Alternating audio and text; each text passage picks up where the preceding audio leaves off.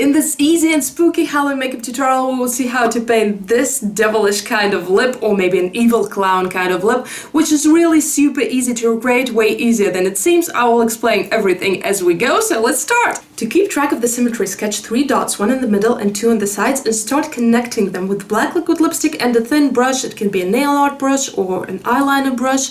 Then extend this line a little bit, but not reaching the corners just yet, because you also need to extend the corners right here with a straight line and with a wavy line here, and then connect everything and fill in this shape with black liquid lipstick. Just fill in everything where the corners are. You can use a thin brush once again so that you don't go over the lines, and just fill them in neatly.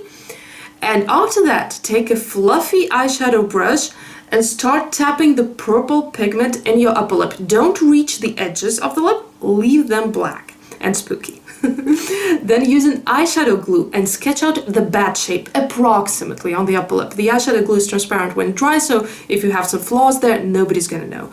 And then apply some rhinestones in the shape of the bat eventually, just as you apply the eyelash glue.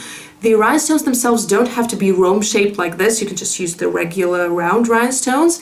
And if you need to correct one of them, use a toothpick so that you don't ruin the rest of your makeup.